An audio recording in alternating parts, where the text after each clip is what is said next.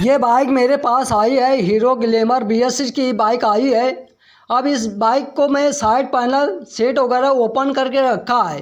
अब ये बाइक में प्रॉब्लम क्या हो चुका है, जो टंकी के अंदर फ्यूल पंप मोटर लगा होता है और मैं चाबी को ऑन ऑफ करता हूँ तो उधर से कोई साउंड नहीं आ रहा। तो मैं आपको चाबी ऑन ऑफ करके दिखाता हूँ साउंड आ रहा है कि नहीं।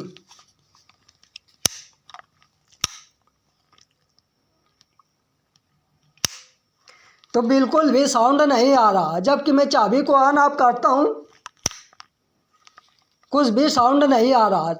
तो जब भी आपके पास इस तरीके से प्रॉब्लम आए, फ्यूल पंप मोटर न चले, तो सबसे पहले इसकी बैटरी को चेकआउट करना है। एक छोटे बल्ब की मदद से चेकआउट करना है, या फिर आपके पास मल्टीमीटर होना चाहिए, उससे भी चेकआउट कर सकते हैं।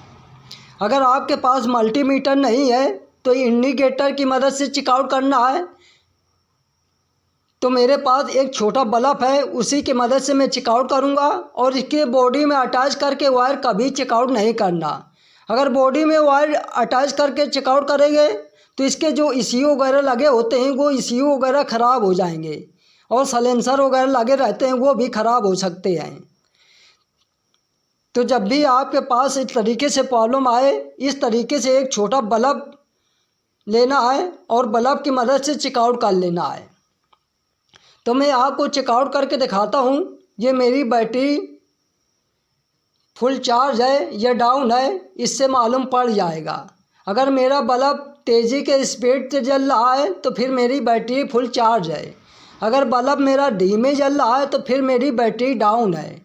तो मैं आपको चेक करके दिखा देता हूँ मेरी बैटरी सही है कि इसका डाउन है। तो ये मेरी बैटरी प्रॉपर सही है, क्योंकि बल्ब मेरा भरपूर जल रहा है। तो इससे मालूम पड़ता है मेरी बैटरी से कोई प्रॉब्लम है नहीं। तो फिर भी मैं चाबी को ऑन ऑफ करके दिखाता हूँ टंकी के अंदर जो फ्यूल पंप मोटर लगा होता है उधर से साउंड आ रहा है कि नहीं।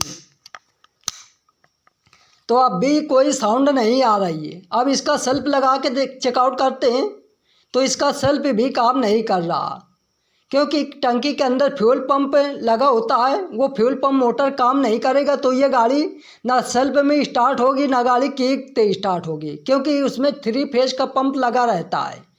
तो इसके बाद क्या चीज़ चेकआउट करना है, बैटरी भी मेरा प्रॉपर सही है, इससे भी कोई प्रॉब्लम है नहीं। तो मैं इसका फ्यूज चेकआउट कर लेता हूँ। इसके बैटरी के बगल में ये फ्यूज बॉक्स लगा रहता है, तो इस बॉक्स को ओपन कर लेना है।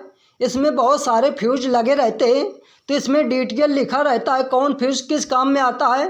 तो ये 2 फ्यूज एक्स्ट्रा लगे रहते हैं और 4 फ्यूज मेरे मेन है। तो फ्यूल पंप मेरा काम नहीं कर रहा तो उसी का फ्यूज मैं चेकआउट कर लेता हूँ। तो ये बीच वाला फ्यूज है 10 नंबर का। तो ये 10 नंबर का फ्यूज मैं निकाल लिया है। अब इसको चेकआउट करता हूँ तो ये फ्यूज मेरा उड़ चुका है, ख़राब हो चुका है। और यही फ्यूज उड़ने की वजह से मेरा फ्यूल पंप काम नहीं कर रहा। तो मैं देखता हूँ ये दूसरा फ्यूज इसमें लगा के चेकआउट करता हूँ। ये मेरा फ्यूज प्रॉपर सही है, क्योंकि इस तरह फ्यूज लगे रहते हैं।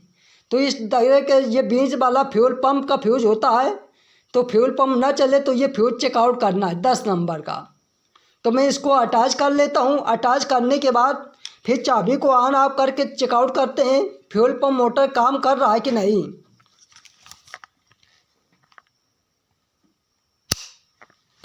तो ये मेरा फ्यूल पंप मोटर काम कर रहा है। तो मैं अब बाइक को स्टार्ट करता हूँ।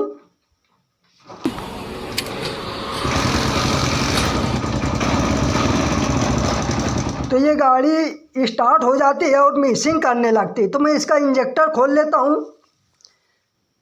तो ये मैं इंजेक्टर को ओपन कर लिया है, क्योंकि हल्का जैसे रेस लेते हैं तो ये तुरंत बंद हो जाती थी। तो मैं इसका इंजेक्टर ओपन कर लिया है, क्योंकि इधर से पेट्रोल लीक कर रहा था और पेट्रोल लीक करने की वजह से हेड में प्रॉपर पेट्रोल की सप्लाई नहीं हो पा रही थी।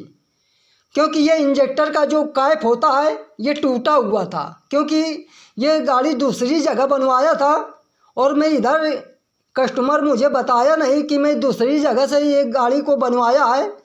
तो मेरा इधर ध्यान नहीं गया। जब गाड़ी को स्टार्ट किया तो इधर से पेट्रोल लीक करने लगा, तो फिर मैं इसको चेकआउट किया, तो फिर मैं इंजेक्टर को ओपन किया।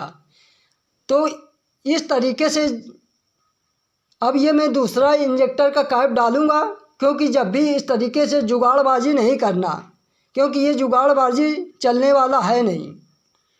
तो इसमें ये इंजेक्टर का कैप इसमें फिटिंग करके दिखाता हूँ इसको कैसे फिटिंग करना है। और जब ये इंजेक्टर का पाइप खोलें तो ये सभी सावधानी से खोलना है। तो ये इंजेक्टर का कैप इस तरीके से फिटिंग करना है। एक ओरिंग लगी होती है, तो इसके खांचे में मैच करके बैठाल देना है।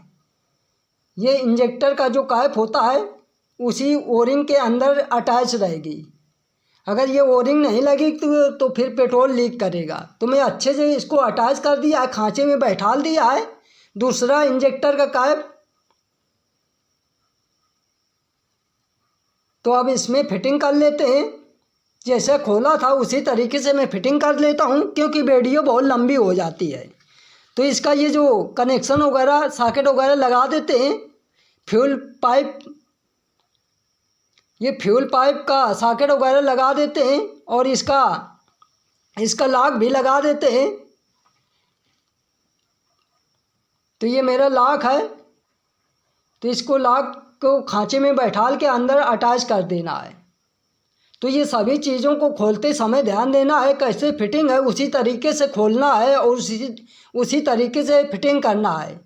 मेरी बात को समझने की कोशिश करें, क्योंकि ये सब इलेक्ट्रॉनिक गाड़ियाँ आ रही हैं। अगर एक दो बार सभी चीज़ों को खोलोगे तो मालूम पड़ जाएगा। तो मैं इसको अच्छे से फिटिंग कर दिया है इधर। अब ये स्क्रू लगता है, तो ये स्क्रू की मदद से मैं टाइट कर देता हूँ, क्योंकि इसमें दूसरा पेंच लगता है और इसमें स्क्रू जो पेंचकस होता है इसमें दूसरा पेंचकस लगेगा। तो मैं इसमें दूसरे पेंचकस की मदद से कस देता हूँ, क्योंकि ये वाले पेंचकस से कसेगा नहीं वो पेंचकस से। तो इसका दूसरा पेंचकस आता है, तो मैं इसको अच्छे से अटैच कर दिया है, स्क्रू को अच्छे से टाइट कर दिया है।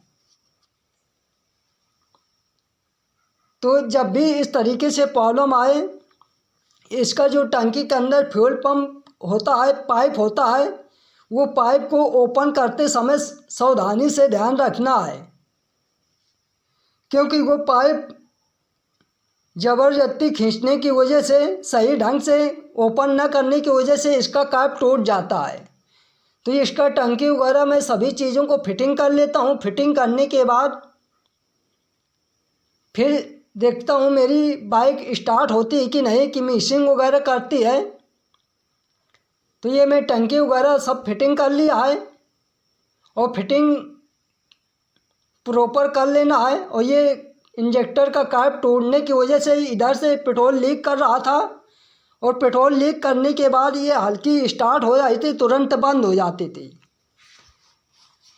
तो ये मैं बाइक को स्टार्ट कर लेता हूँ चाबी ऑन करके।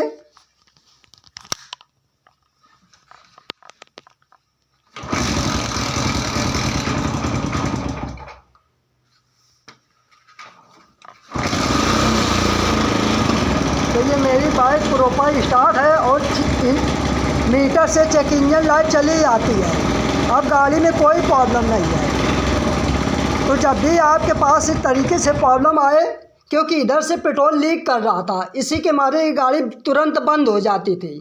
अब मेरी बाइक प्रॉपर स्टार्ट रहती है, अब गाड़ी में कोई प्रॉब्लम नहीं है। तो जब भी इस तरीके से प्रॉब्लम आए तो ये इंजेक्टर जुगाड़बाजी नहीं